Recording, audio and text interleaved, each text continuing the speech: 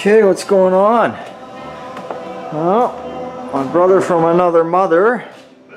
Here's his truck. Mike's been working on. Been a nightmare. Look at this piece of metal. You won't believe this thing. Look how thick that is.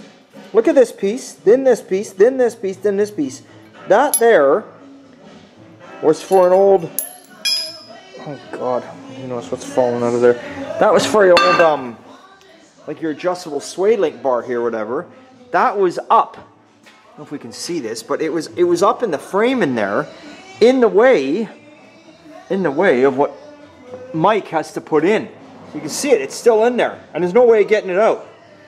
So Mike is plating the box, or the frame I should say, he's plating it.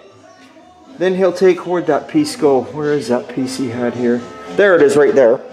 Then he'll put that piece up against the plate. Normally that would go inside the frame, but he's going to put it against the plate and just shorten it up, and it'll still be the same thing. Because there's no way we're getting that crap out of there. Just, it's in there. Like, holy God.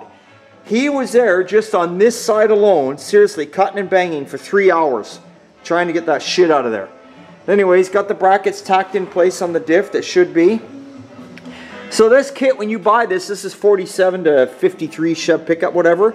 Say it's a bolt-in kit, so what you do is you take your leaf springs out of here. When you take your leaf springs out, I should say, you grind off the rivet heads where the hangers are for the leaf springs, and these utilize those bolt holes, and you bolt that right to there.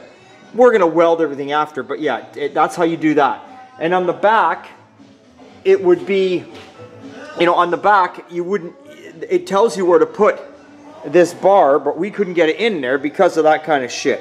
So I'm not going to go through it all 100%, but it tells you how to get everything in line with the instructions. But so that's the front of it anyway. It goes back there. And then you got, from that, your coilovers bolt here, and then they bolt on that bar. And I don't know where the coilovers are, but oh, here they are over here. Now, some kits come with just normal plain coilovers. We got them the ones that are adjustable in every way possible.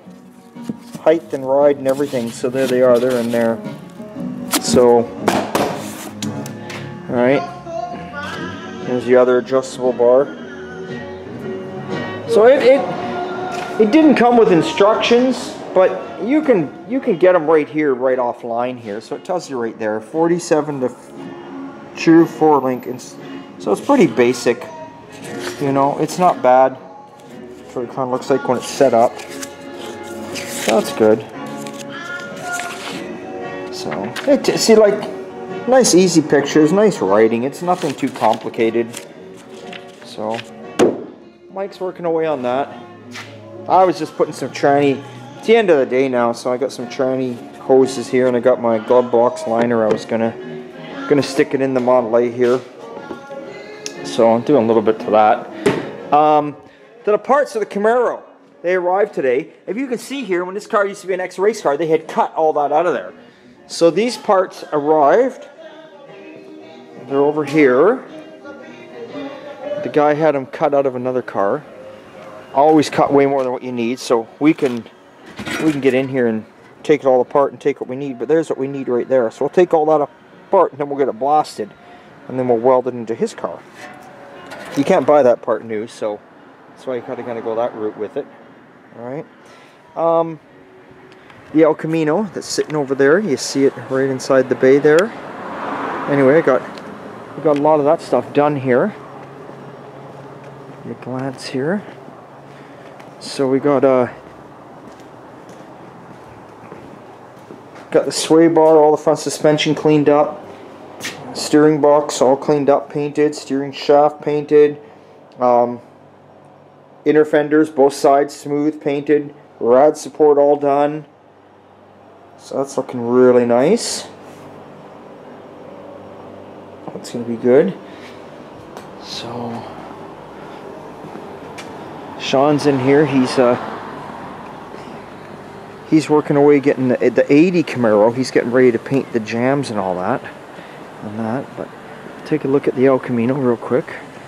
So I spent most of the day yesterday here stripping and See all the frame, I cleaned it. He's not getting carried away where he wanted us to blow it all apart. His main thing is he wanted to paint all the inner fenders and the firewall and that. But of course he's got the engine out. He said clean up the frame the best you can. So we, you know, I got in here and cleaned the frame up best I can. Now it needs paint. So we're going to paint all the firewall. He wants the firewall blue to match the outside. All up on top here, blue, right to the dash. The window, as you can see, is just taped in. It's got a crack in it, so the window will come out. It's garbage and we'll get all that sprayed. Yeah. And Sean's in here. He's getting ready to, there we go, getting ready for the Camaro. We're going to do all the jams here.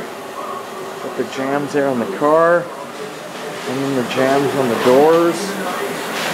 And then all the edges on the fenders. And all those.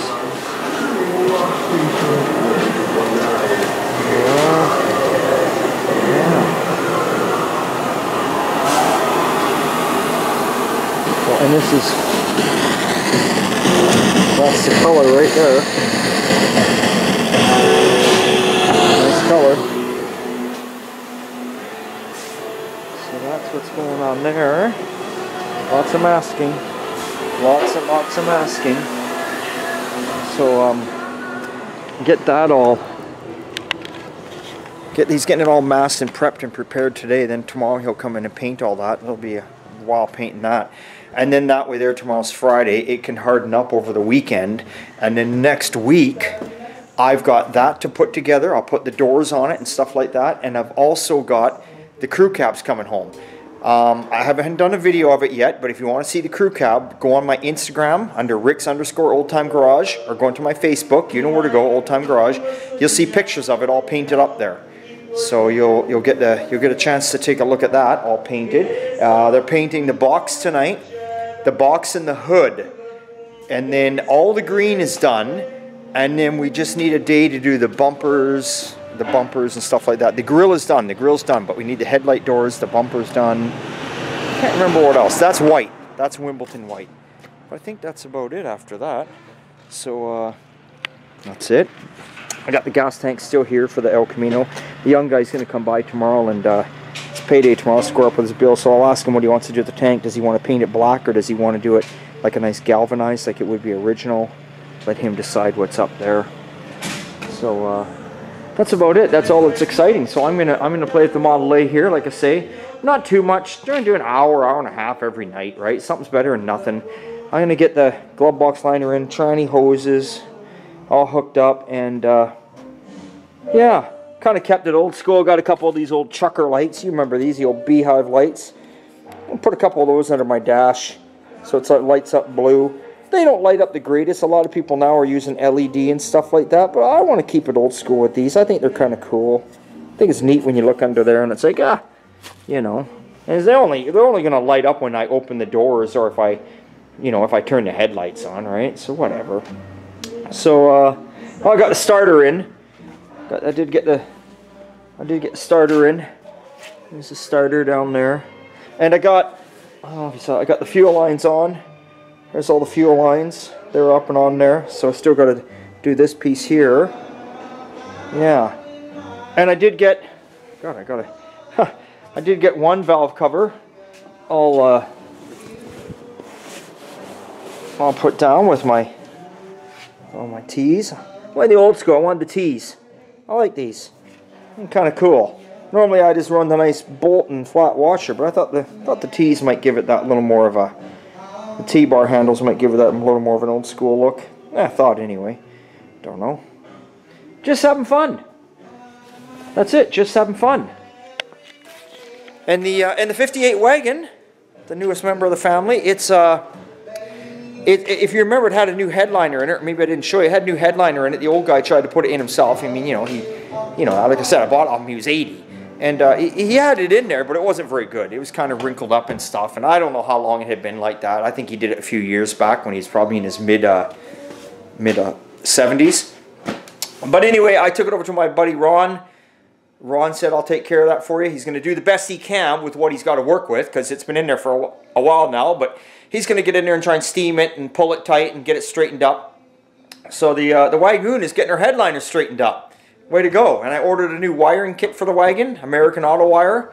I ordered that. I want to put new wiring in it. It's got the old original wiring, not that there's anything wrong with it, but I'm going to be putting AC in this car, and I'm thinking I'm going to put one of those sniper units on it. I'm going to lose the carburetor and put a sniper unit on it. Can you believe it? Rick is starting to go a little new school. A little new school for Rick. But yeah, I'm thinking about maybe, possibly, I don't know.